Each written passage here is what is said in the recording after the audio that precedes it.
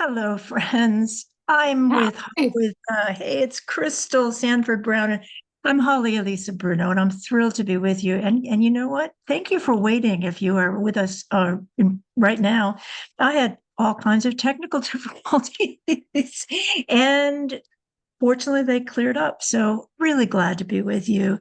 We are Crystal and I, true, two true, truly, two trauma survivors walking each other home.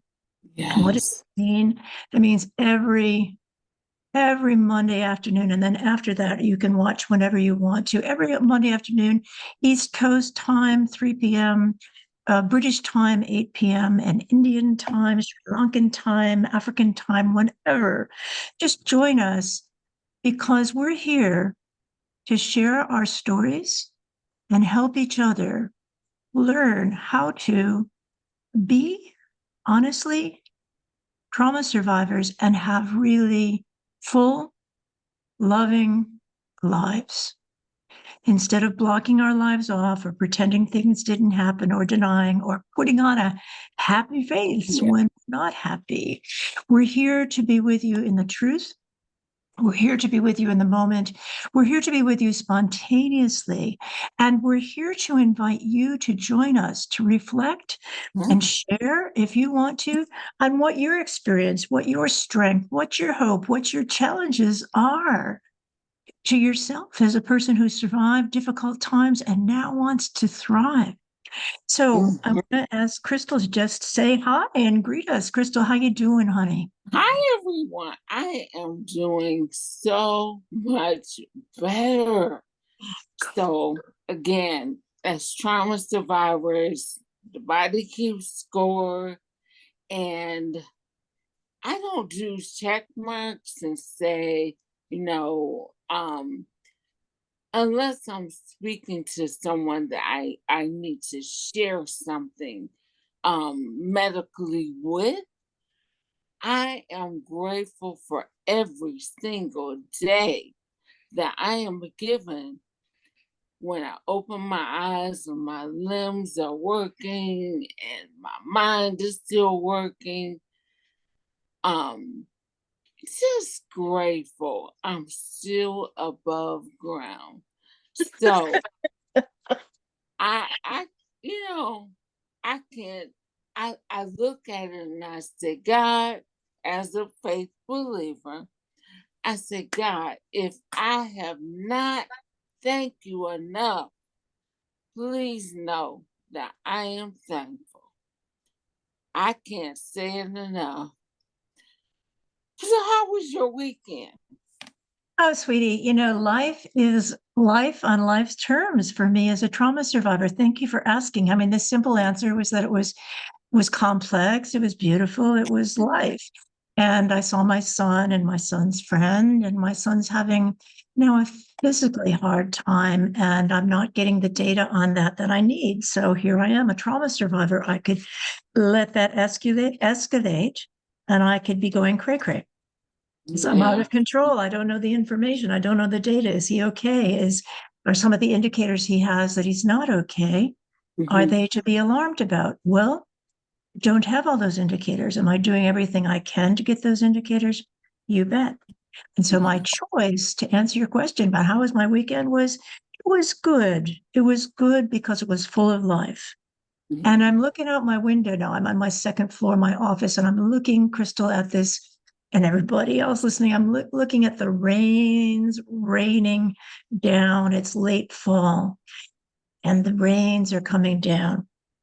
And this could all be discouraging because the light is diminishing. Each day is getting shorter. And sometimes that's true. And the truth is, I'm just grateful to be here, like you. Hmm.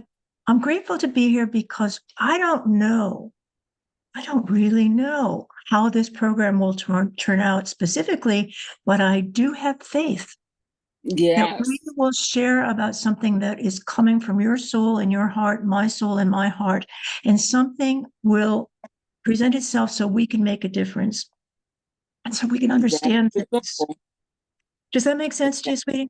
Absolutely. And that is the goal that not only we've agreed upon, I feel it. And I wanted to go back. It was actually less than 45 minutes ago. I went out to grab my recycle bin, my trash can, because Monday is trash pickup in my subdivision. And what did I see coming down? Snow. I'm like, no! So I ran No, to, oh, no, yeah, no. this is Michigan. You can have all four seasons in not only a day, an hour. So I run out there, get, the recycle bin, trash bin, and I run back in the house, go into the atrium, and pull out my begonias because I have kept them, I think this may be the fourth year. Yes. So I Yeah. rushed, I brought the pots in the house, I brought an orchid in the house, and then I see the sun come out. I said, Lord have mercy. So it's Wow. like, what can you do? It's like, Girl, I am so with you. And so, oh my goodness, my technology's gone cray cray here, but that's okay. So oh, sweetie, whether it's snowing or it's raining or it's sunning or it's shading, whatever it's doing, we are trauma survivors. That mhm, doesn't change. I change every day as a trauma survivor, but I have that reality. My early childhood, in fact, all of my early years and pre-birth were full of terrifying moments when I was not safe. And the thing we share in common as trauma survivors is that our brains got locked into a survival state. And today, when trauma comes again, my brain will automatically go back to that survival state. And the survival state is just that, it's merely keeping me alive. It's not enjoying life. It's not praising how beautiful things are. It's not falling in love. It's not exploring. It's not anything. It's just surviving. And so when we get together, we talk about how can we, given our brains are pre-programmed, and you know what I'm talking about here, mhm, Crystal, mhm, brains are pre-programmed to go into anxiety state. How can I choose to have a more full life? And our topic today specifically, it's a powerful one. They're all powerful for me. But the one that we've chosen for today, I gave Crystal a bunch of options. I said, what do you think, sweetie? And she said, she chose this one. And the one she chose is this. Ah, how do I trust that that voice inside is my voice? How do I trust that what I'm feeling inside is my truth, not something I was mhm, taught, told, shamed into, scolded into, yelled into? How do I know that that still, quiet, in my case, gender free voice inside of me is mhm. my voice and it's not something fooling me? That is really hard for trauma survivors. And if you were listening, I ask you what your experience is with this. It can be Yes, really hard because, hun, we have a history of not having been seen, heard, listened to, or believed. And so yes, I would say things to my family, and my mother would just, oh, didn't hear me. You didn't see me. No, it wasn't true. My little example of that was I was a little kid, maybe 3 years old. And mhm, I saw this brilliant thing. It was just my mother and me. My two sisters were off at elementary school. And I saw this sparkly thing in what we called the music room where we kept our instruments. And there was a piano there. And okay, it's a sparkly thing. And it was dark. And it was like oh dear, onyx, like a polished onyx. And I thought, wow, this is fascinating. It sparkled. And I looked really closely and there was a little bug there. It was a spider. At that point, I wasn't afraid of spiders. This little bug there, and the sparkle came out of his eye, and it was like a flash of light, and I was fascinated. And I wanted to share, as children do, I wanted to share that marvelous, miraculous moment with somebody. Only person around was my mother. She often wasn't able to be there, even though she was there. But I thought I'd try because I didn't even think about it. I just said I could tell her, let's just be this cool. I went in and I found my mother, brought her into the room, and I showed her. I said, look, look. And here's what it was to me, Crystal, and everybody listening. To me, it was a spider spitting fire. You know, I had read about dragons that could spit fire, and I thought, I've got this spider in my house, and he's spitting fire. And I thought, this is brilliant. See, it really does happen. The question is, what's reality? The question is, am I seeing something real? The question is, can I learn? Can somebody help me learn? As a 3-year-old, what's the difference between imagination and reality? Well, if nobody Yeah. knows that, honey, or nobody's telling the truth, so they don't know, how do children learn? And that's where the core of this problem is. So my mother came in. She looked, she was in a sort of dark mood. She looked and she said, ah, this is a spider. And she walked out. And I looked again, and the light was no longer on the spider. And the fire had gone away. The spider was not spitting fire out of his mouth, but my soul as a child, I knew. In fact, right now, I can remember the moment where this light came flaring out of this spider's face, much as a spider has a face, you know. I thought, wow. And there it was. There was the challenge. Did I see that? Did I make that up? Was my mother the authority telling me no? Nothing there. Mm-hmm. What's wrong with you? What's wrong with you? Shame, shame, shame. How to be ashamed of yourself. And that was one of many examples leading right up to something extremely powerful when I was older, when I was telling my father about an experience I had had as a 17-year-old in New York City. And I was in Greenwich Village. I went to a women's college, and the older women were taking the younger women out, the first year students, out to New York City so we could learn how to be in a big city by ourselves. I thought that was quite wonderful. So I didn't know. I was from a small town. So I was walking down the streets of Greenwich Village, which at the time was a very boho, very, very funky, funny part of the world. And this was 1963, when the world had still a lot of conservative stuff left in it. And Kennedy was president, and there was promise. But so things were changing. And I walked down the street and I stopped in almost adulation. I saw this vision of sparkles and floating and color and conversation. And I said, this is beautiful. What's going on? And I looked, and what did I see? I didn't know these guys were dressing in drag because I didn't have a clue. We didn't talk about that. But these guys had these feathered boas on. They had blue eye makeup. I remember that. They had curly, honeyed hair. They had puff out African wonderful hair. They were fabulous, and they were I, laughing. They were yeah. walking down the street. Girl, you with me? I adored it. And I didn't have a judgment like right, wrong. I just had adoration. These people are living their lives. They're having a really good time. And I locked that in my memory because that was important to me. And so I came back from college at the holiday. My father Mm-hmm. was quizzing me about what I was learning, and because that's what he did. And so I was telling him about my science classes, my language classes, my, and all of that stuff. And then I said, because learning to me was like, what did I observe? What did I experience? And so I said, I went Yeah. to New York City and I saw this remarkable thing. And I described it.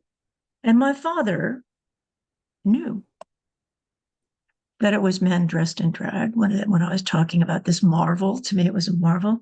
And he Mm-hmm. stood up. And at that point, my father was 6 feet tall. And he stood up and he loomed over me. He literally loomed over me, and he looked down with these shaming eyes and he said, literally, you didn't see that, daughter. You didn't see that, daughter. And I remember in that moment, my inner voice, my true inner voice, I didn't know that's what it was, saying, Mhm. remember this moment. You don't have to know why. Just remember this moment. And for the rest of my days, I would go back to that moment and say, once I discovered what narcissism was, once I discovered what abuse was, once I had names for things like complex post-traumatic stress disorder, I got it. That this was a narcissistic authority figure acting as God, declaring what was reality and what wasn't. And Mm. that, Crystal, gets down to the essence of our question today. How do I, with all of that annihilating upbringing, you didn't see that, daughter. Spider is not spitting fire. No, those things are not true. How do we know what's real and what's not? And that is crucial because as people reclaiming our lives, as a person reclaiming my life, I need to know who I am. And if I Yes. don't trust my voice, then anybody, I'm fair game to somebody else telling me who I am. Yeah. So that's the history here, Crystalline. As you're hearing this and you're thinking, I could see all kinds of the spiders spitting fire at you, girl. What's going on with you? What are you hearing? You know, where I am now has taken a long, long journey. Yes. And I say that there was a time when I allowed people to define me, to tell me, even in my faith, in my spiritual journey,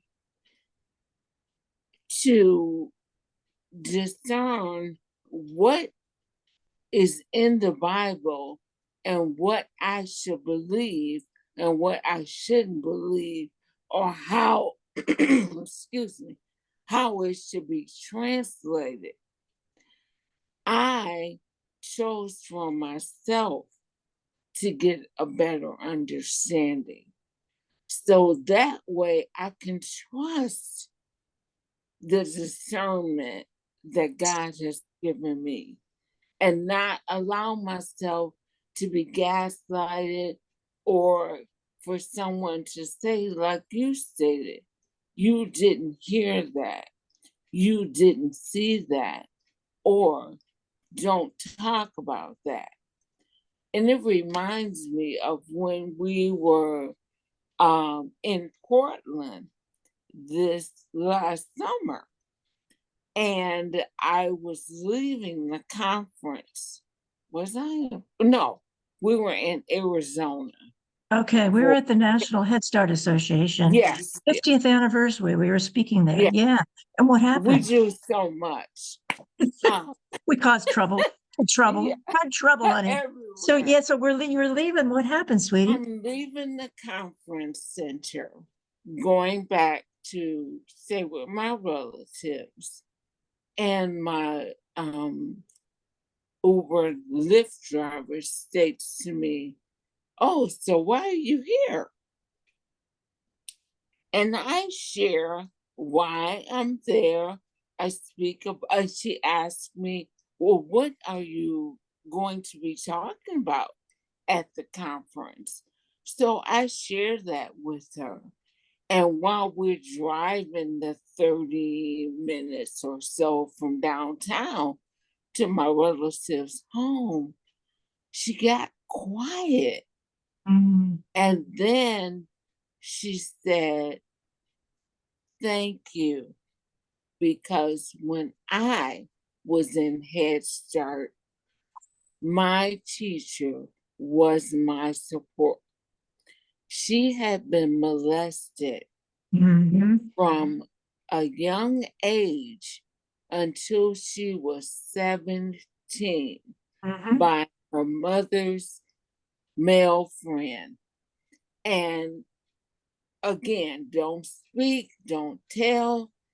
However, as educators, we can kind of, if you're really there for the right reason, the student, the children, the scholar, you start to, you know, get attached once they can trust you Mhm. and you learn more about them. So she was able to tell the teacher, and Oh, great. yeah, for some reason, each time protective services came, they weren't taken from, the mom. And this went on until she got pregnant. Yeah. And she still doesn't have a good relationship with the her first child, which is her son, Mhm. because in his mind, he feels that she could have done something about the molestation from a child. Even at 17, you still consider a child. So again, not being able to trust her voice to speak out. And I can tell that she began to have trust in me as she shared this story with me. And She I had shared trust with, in you, sweetie, because one, yeah, you had leveled with her.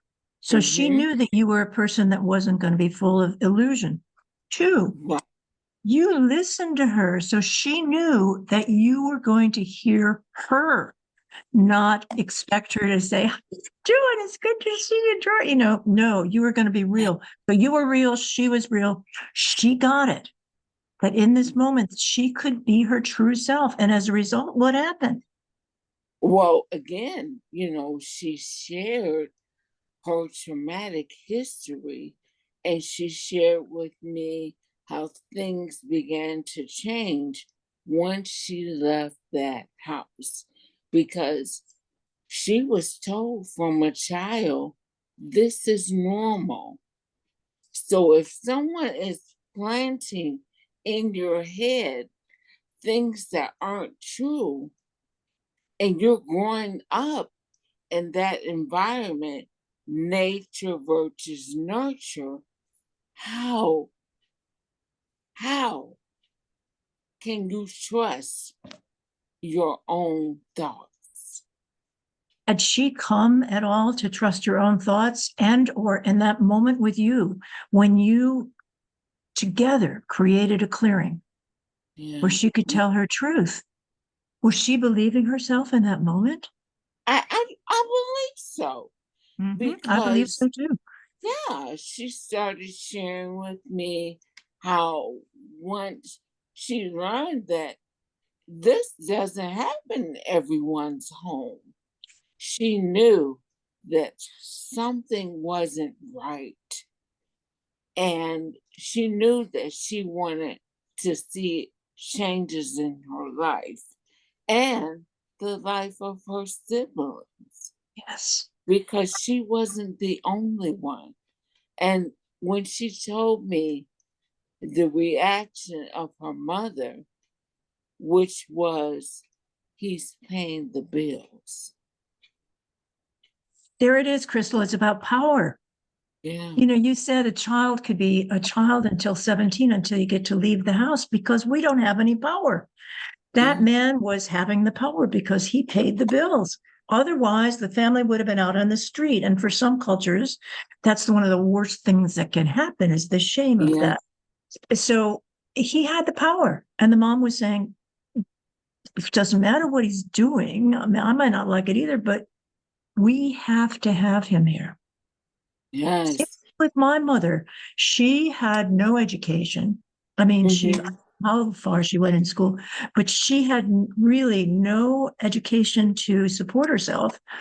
And she required my father's financial backing. She didn't believe she had any way to survive without him. And so there it Hmm. is. It's like a trauma survivor because my mother was a trauma survivor. And I Yes. bet that that woman that you were talking with, the Uber driver, I bet her mother was a trauma survivor. Oh, I'm sure. Yeah. She is from the Latinx heritage. And she also spoke about how faith was brought into their family. And as a faith believer, yeah, as we talk about incest, abuse, um, gaslighting, all these different things that can happen in a life that can take the joy out of it. There's stories in the Bible. This is not new.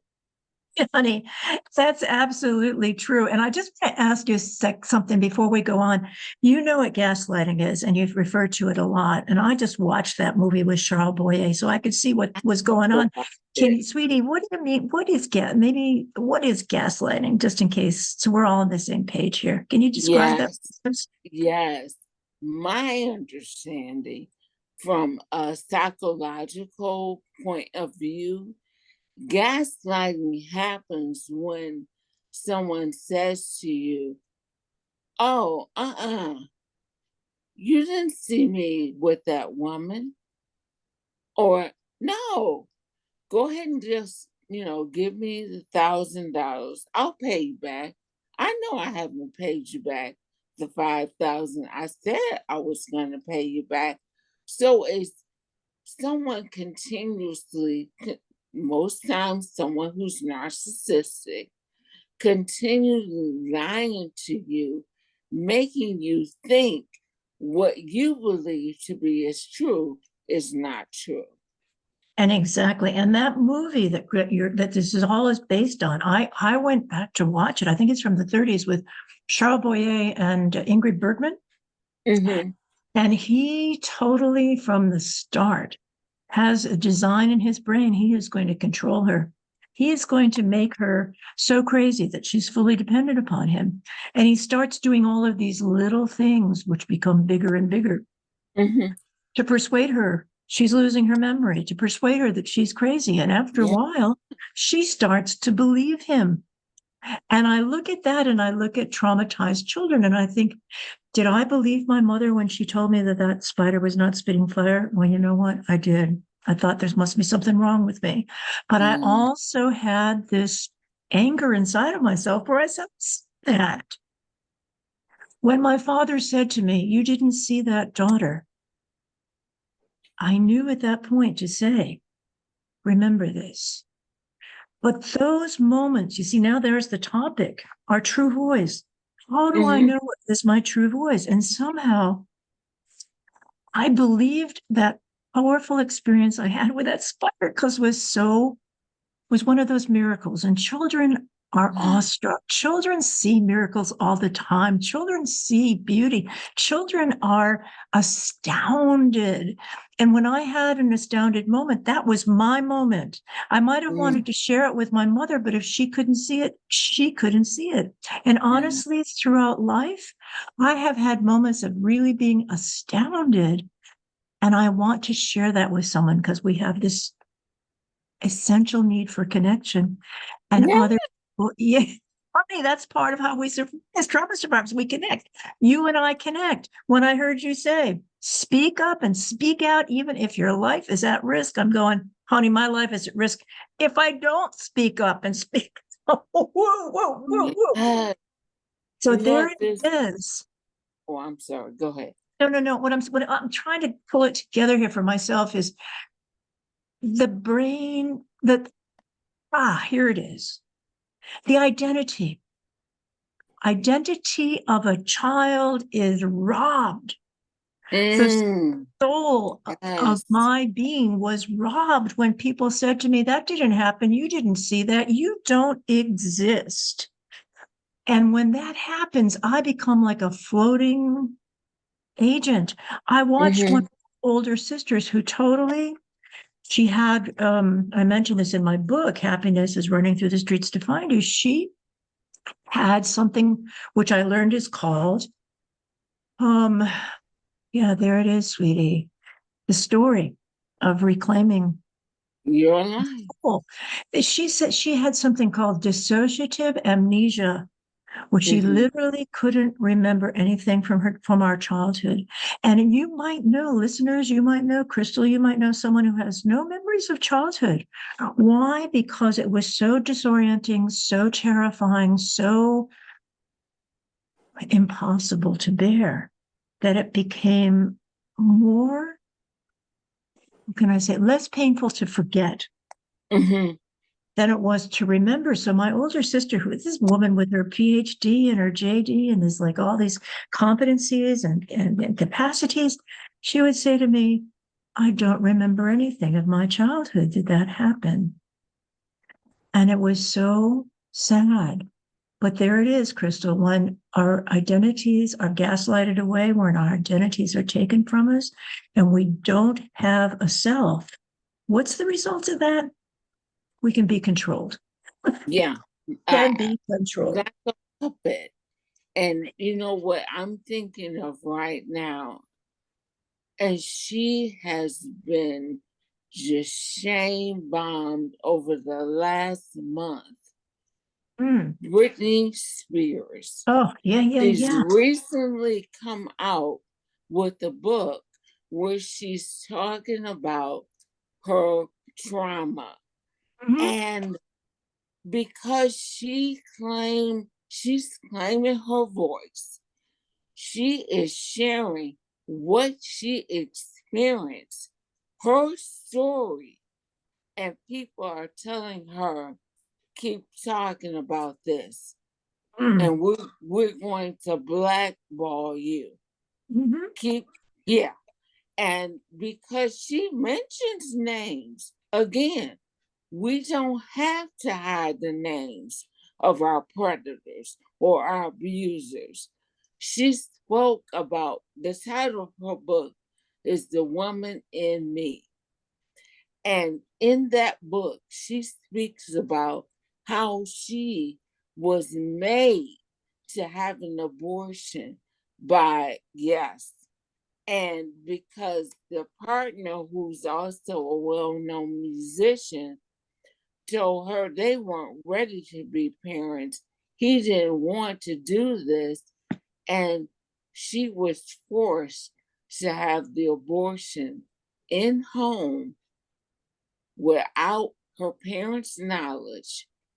And I'm, I'm having to go back in your file cabinet in your brain, and it's sitting there like an envelope that was never opened because somebody's telling you that didn't happen.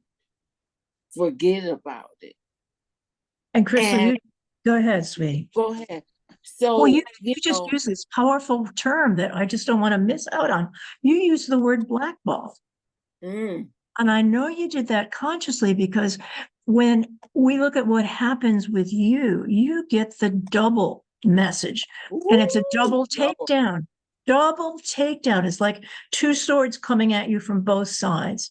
The one Mm, is, as an individual, you didn't see that. That didn't happen to you. You were not molested. What are you talking about? And then on the other side, as a person of color, if you speak out, the consequence, well, don't talk mhm. about that. The consequence of speaking out as a Black person, what's going to happen to you? What's going to happen to your Oh, family?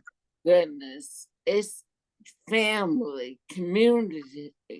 You know, if you are in your micro spaces, all of those, even the macro, are all impacted by shame bombing, judgmental people saying, stop talking about that. We, people are already looking down on our culture. We don't need to let them know that kind of stuff happens within our culture. However, it's not uh something that is only occurring in specific cultures or demographics, social environments.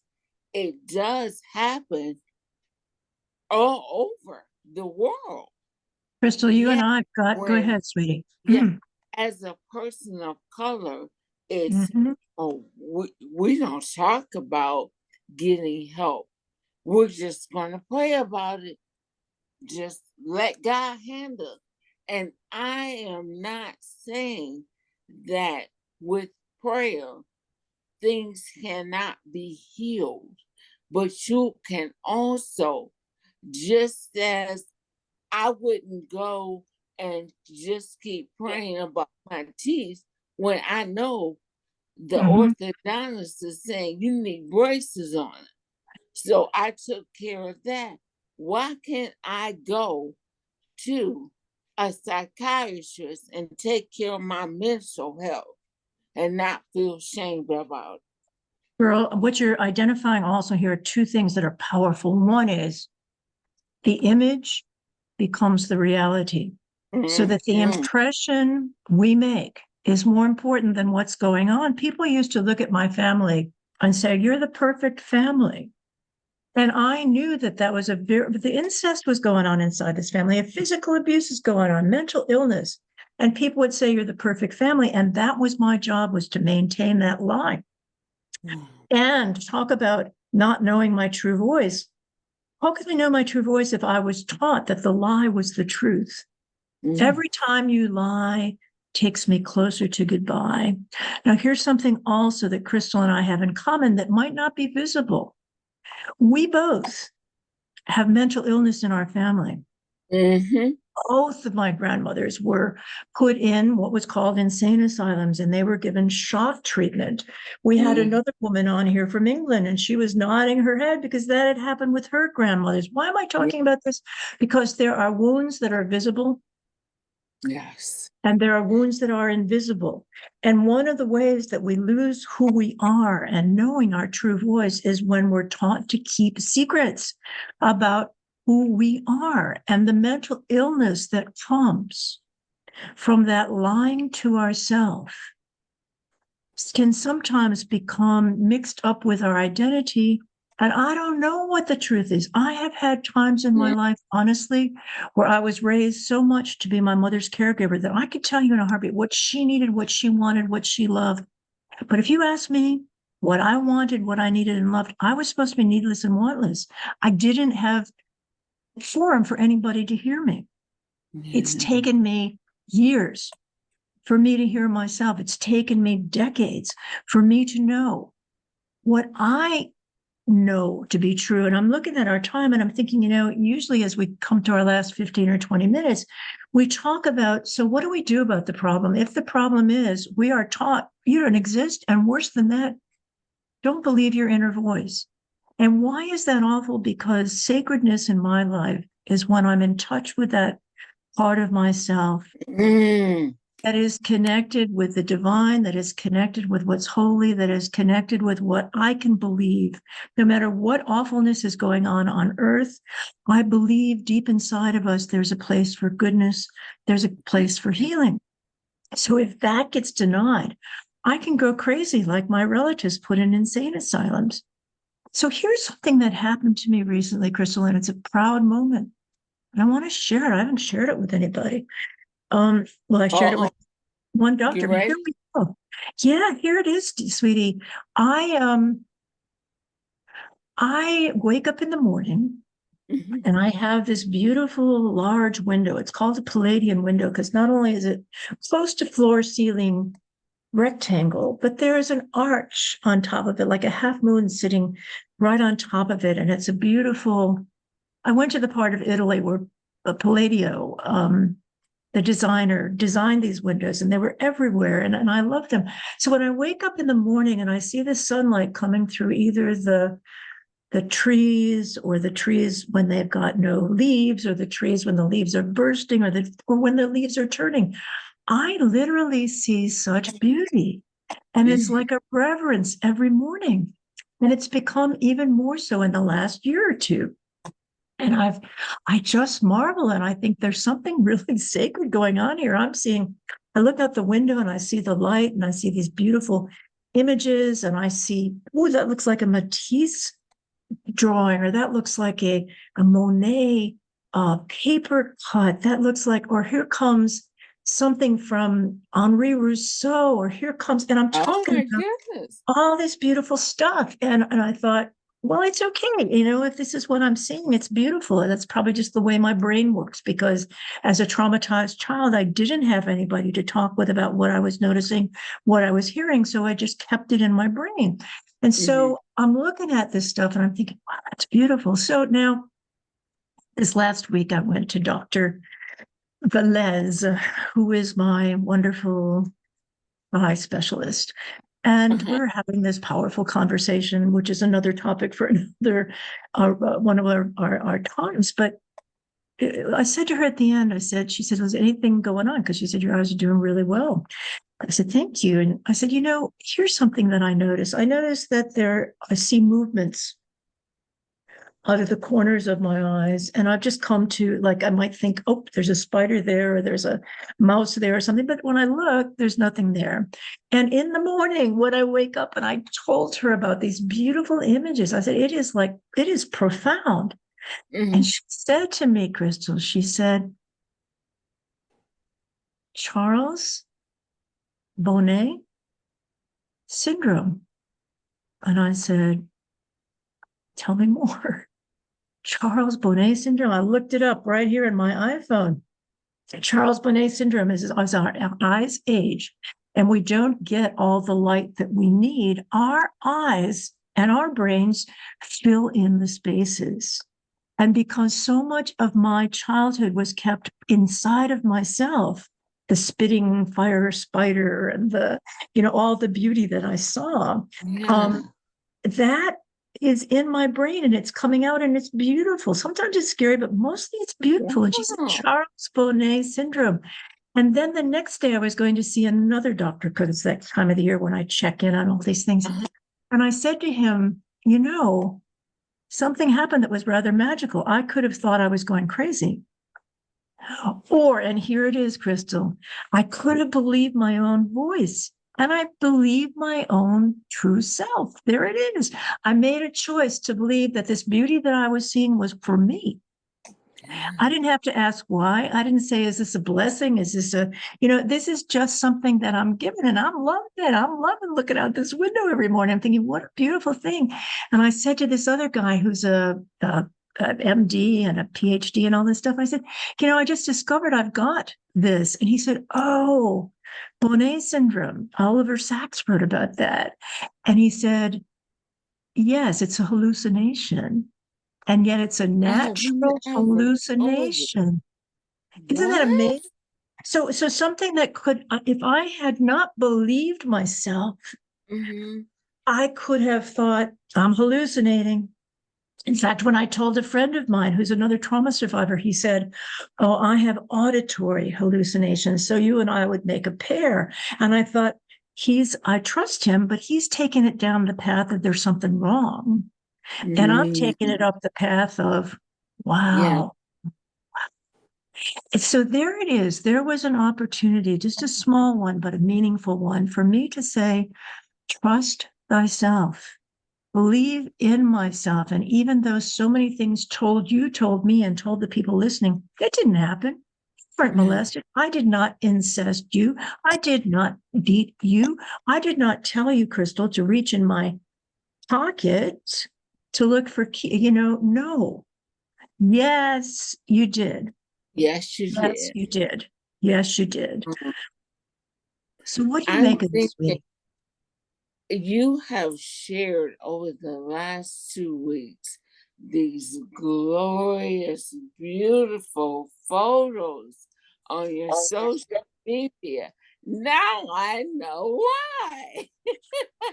I mean, just beautiful as the season is changing. We get an opportunity to also to see the reflective changes that we're making. And you're demonstrating that with these photos you're sharing. And they're just like magical, like the one you shared. And I thought, are they, is it ground foliage? but they were leaves that had fallen down, and they were like 5 different colors. I was like, you need to get that photo framed. Oh, so gorgeous.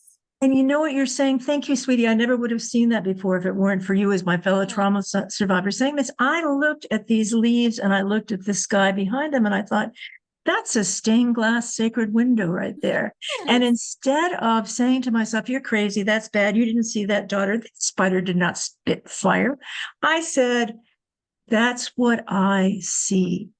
And Yeah. I take photographs with this all the time And to they're great. confirm this is what I see, to show myself this is what I see. And I have, because of this simple technology of an iPhone, I share it with other people. And I had this friend of mine who's a nun, and she said to me, when she looked at one of those photographs, she said, I knew that was your eye. Mhm. And I took that as a sacred saying to me because I thought nobody, because I didn't ever give feedback as a child that I had talents or gifts. But here's this woman saying to me, that's your eye. And there it is, Crystal.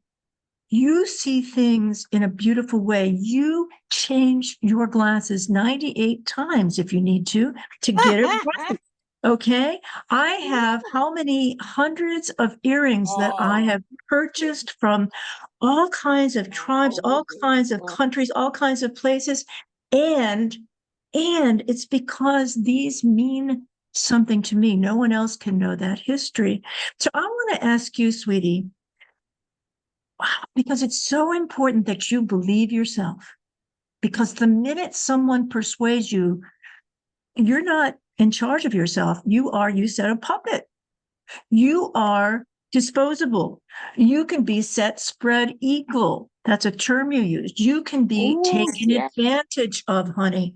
And so it's so crucial for us as trauma survivors to reclaim our lives and say, that's what I see. Yeah. Let's call it a hallucination, but Right. it's what I see.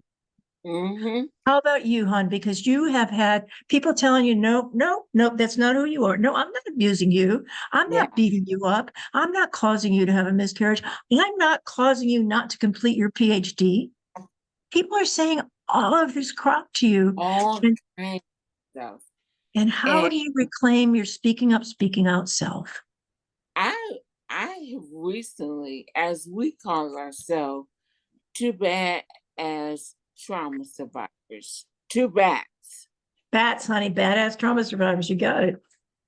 And I'm not ashamed of it. Mm-hmm. I learned to value the power in myself, in my voice.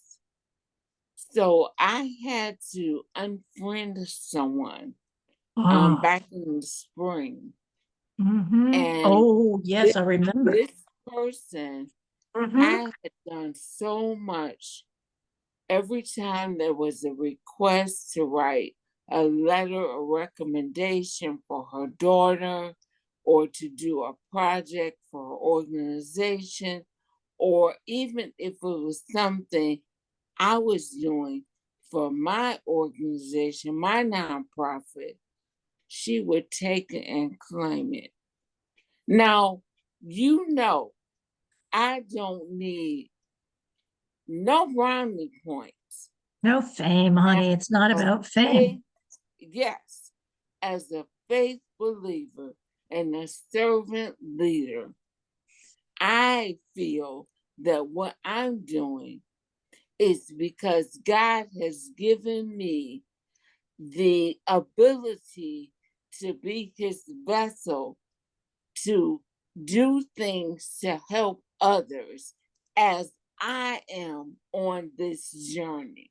So I'm not looking for bounty points. We travel all over sharing our voices, not for notoriety, but to help others. But when you take credit for my work and you then say your daughter did it, And you did it? Mm-mm. That's past gaslight. That's abuse. And there it is. And Sweetie, mm-mm. we talked a couple of weeks ago, and if it didn't get recorded, we need to do it again because the conversation was about entitlement. Oh, Honey, yes. entitlement. And that has so much to do with being trauma survivors because if I don't believe myself, somebody else feels entitled to Mm-hmm. tell me who I Mm-hmm. am, to control who I am, and to tell me what I'm supposed to do with my life. I remember ever always being at a trauma survivors meeting, and the topic was dreams. Do we have dreams? And so many of us was so sad because so many of us said, I was not allowed to have a dream. I was just taking care of everybody else. And this woman raised her hand to speak, and I listened. And she said, I had a dream. And I thought, oh God, I've got to hear this. My soul is aching to hear that someone actually was allowed to have a dream. And she said, and the first half of the sentence was so uplifting. And the second half was so, oh my God, she just said our truth again. She said, I was allowed to have a dream as long as it was someone else's dream for me. Oh, wow. My parents had their vision. It wasn't even a vision, it was a statement. It was a hard, factual statement. A woman's worth is to be a wife and a mother. That's all you can do. Mm-hmm. Now, that's a brilliant thing, and I'm not ever putting that down. I'm, But each I'm one of still us, with. Keep on. others of us have got, we've got other skills and strengths that we want to give back. And so being a wife and mother isn't actually something that everybody can do. But that was what Mm-hmm. that was the only message we got is your worth is going to be measured by whether you are a wife or a mother. That's it. Oh, good. Thank you, Crystal. And, and all of the other things that I did, Mm-hmm. my father gaslighted all of them. I remember one time having my sixth book come out, and two of my books had been bestsellers, and one had gotten an award for a book in any category that Mm-hmm. had uplifted the quality of life, and I was very moved by that. This is little Holly Bruno from Port, New York, whose voice matters when it was What? never heard. And so my friends were sitting with my father. My mother had long died, and my friends were sitting with my father and me, and they said to him, and they made a choice to do this. They said to him, do you know that Holly's latest book, just got an award? He didn't respond. And Mm. then they said, do you know that her book is a bestseller? He didn't respond. He didn't respond. And he said to me later, I don't read your books. I don't know anything about them Mm. because to him, I didn't exist. And Yeah. therefore, my voice didn't exist. And there it is. That's the crux to me of what's going on here in this conversation about if I don't trust my voice, I am Yes. totally definable from the outside in, and I have no soul left Right. to tell me this is why I'm on earth. Girl, when you talk about speaking up and speaking out, we know from experience we're going to get in Mm-hmm. trouble. We're going to get kneecapped. We're going to we're going to be the messenger that gets shot. And yet, that's a high cost. But what's the Yeah. benefit, Crystal? What is the benefit for speaking up The and speaking? benefit is before I move on, I'm going to address the benefit along with this um um piece that I put up on the screen. Thank you. We want to make sure as we speak in our authentic voices in the next 6 minutes before our podcast turns us off, we want to make sure that everyone that listens to us, and we so appreciate you guys, our numbers are just rising with people sharing and listening, but we want you to feel safe. So if there's anything that we say that triggers you or makes you feel uncomfortable, we have the support of Warm Lines. And these are individuals who are also trauma survivors are not there to shame you, are not there to judge you, but to listen and support what you're going through in a way of assisting. And that number, for those of you who are on our podcast, is 1 800 643 7462. And it's typically available across the United States. However, there are a few other 50 states who do not have a dedicated warm line for their state, but some of the other states will gladly pick you up. So again, we are so very grateful for all the support on the Zoom, live Spotify. It gets posted to our Facebook pages, and you can just put our names in and it'll come up. And the same with our YouTube pages. So again, it's not about us continually sharing the trauma we experience, but we know that if we don't speak up, speak out, the silence will not be broken, because there are so many individuals who still don't trust their voices.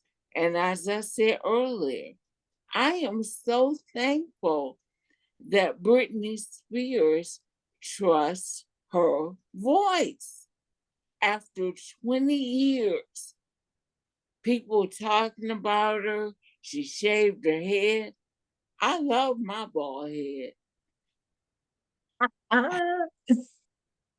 And, hey, they talk about me and my glasses, my bright clothes, and say, what is that?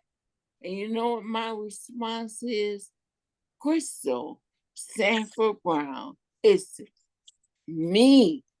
I can't be anybody else but me. And I'm okay with that. And girl, there it is right there. That's the beauty of it, because what happens with a child who is traumatized is the child is told, you're dead. Mm-hmm. You're dead. You don't exist. When you were enduring the incest you endured, when I was enduring the incest I endured, we were being told this is not happening. And if you tell anybody this happened, you're going to be destroyed. We will destroy you. And not only that, and here's the pathetic, really painful thing, we were taught, this is so sad, I want to say it out loud, Crystal, we were taught to destroy ourselves. Mm-hmm. That's the harshest thing. A trauma surviving child learns that the person we can attack, the person our body can attack, is our own body. Autoimmune diseases thrive in trauma survivors' bodies. My sister, God bless my sister, died of a chronic progressive autoimmune disease. Why? I'm not saying she brought it on herself. I'm saying that she got this disease that wrecked her own defense system. She got it, and there's nothing that could be done about it. And why is that? Because what we learn as children who are being abused, not seen, not heard, being told we're wrong, we're cray-cray, is that we are the problem. Yeah. I am the problem, the mighty, mighty problem. Wherever you are, beat on me. Yes, because that, and I write about that again and again in the book, where I see that what children do to ourselves is, if I can blame myself, if I'm the bad kid, if I'm the reason my father has to come into my room at night and abuse me, that's because I'm a bad kid, because I can't accept the tragedy of a person who's charged with loving me, a person who's charged with protecting me, that person is violating me and that person is annihilating me. That's too much for a child's soul. But Yeah. what can a child do? A child like me, little kid, I could blame myself. It must be me. And so when today we talk about trusting our own voice, what we're doing is reclaiming the sacredness in ourselves. And it's a That's day-to-day thing, honey bunny, because there are times when I'm writing this forward to somebody's book. I have written 2 drafts of it. They were both okay, but they were not okay with the publisher. Now, this is a publisher that's published a couple of my books. I'm rewriting another one. I was up until 5 in the morning and I'm writing it. And I'm saying, this is the truth. This is the truth. If it's accepted, great. And if it isn't, it's still the truth. It's still the I truth. too, like you, have had publishers say, "Oh, this is too much. We're gonna have to tone this down." But I said, "This is the truth. Mhm. It's too much." There is And so that, Crystal, I, happens a lot, right? That's speaking up too loudly is not permissible. And yet, how does change happen? It's when the messenger doesn't quit, even though the messenger is shot at. If the messenger doesn't quit, it's like I see this like carrier pigeon dropping a message and then dying. mhm, But at least the yeah, message gets dropped, honey. I um, I think about the miscarriages I had Mm, and how I didn't even think to believe that they were because of the domestic abuse. I asserted it to the gynecological issues man, that I was having prior to, getting married. Not even because, again, I didn't beat you up or you made me do that. it was your You fault. Huh? asked, You yeah, asked for it. That's right. yeah, I heard that. mhm. You asked for it. You You're asked. asking for it. If only you would just do what I tell you to do. Mhm. So And you do again, that, but I still beat you up. But it's still, you got to get it right. You have got to know everything about me, but nothing about you. yeah, or No, a partner saying, I didn't rape you. You just didn't, participate like you should have. So again, trusting our voices and not allowing others to tell us, gaslighting us, shutting us up, shaming us, because you and I experienced that even still with presentations. You can yeah. say this, but you can't say that. You can do this. Yeah. I was just thinking, and I know it's at the end of the program, so I'm going to do this as Mhm. sensitively as I can. But when I think, and my friends, this is a tough topic, but when I think of date rape, I think Mhm. it's the similar story of saying no, my true voice saying no, no, no, no, no, No. no, no, and not being seen, not being heard. And eventually, what happened was that horrible dynamic that would come over me every time that my father abused me. And the horrible dynamic was, girl, you don't have a choice. So just get it over with. You don't have a choice. So dissociate. As a little child, I would climb out of my body, climb up on the roof, and start Mhm. lifting up toward the moon. And then I'd swing on the moon. And then I'd go up to the stars and I'd swing among the stars. And then I'd make it to heaven. I had this whole intricate reality Mhm. Mhm. that saved me from the awfulness. And when the date rape came my way and I said it, so no, I mean, and I wasn't heard. It was another annihilation of the sacred part of me. the Mhm. sacred part of the child. No one has the right to annihilate the sacred part of anybody else. So I want to say to listeners, it's taken me 77 years and I'm okay with how long it takes, as long as I know there is a sacred part of me that nobody messing with. Ain't nobody Mm-mm. messing with. You might Mm-mm. hurt. I'm going to get hurt. I might feel sad. I might feel stupid. I might feel all these things, but at bottom, no, I'm worth it. And You Crystal, I read in would. your book, at bottom, you matter. I am enough. Actually, more than enough. Girl, we are. We are. If you were to sing a Yeah. song right now, what would you sing? Woo! Oh, it would be something. Um, I'm thinking. Oh, Will Downing. I wish upon a star. I wonder where you are. And it talks about just loving.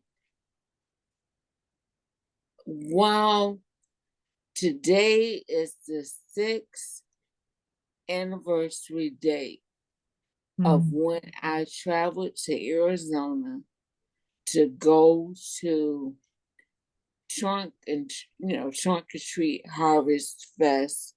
At that time, my granddaughters were almost 2.5 and 3 months.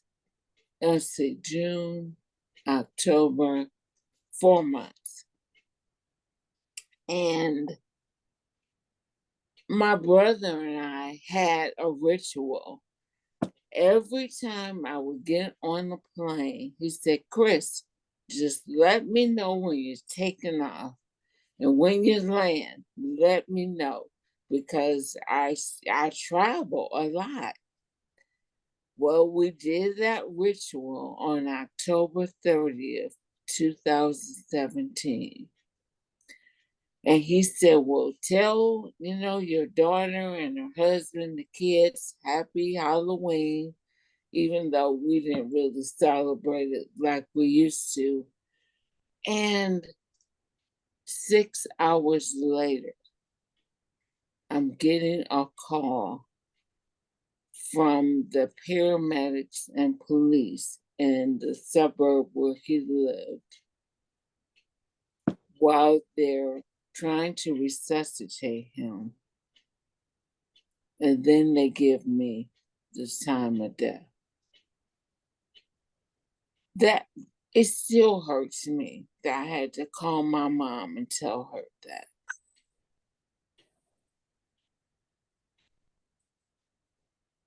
Yeah, Oh my God.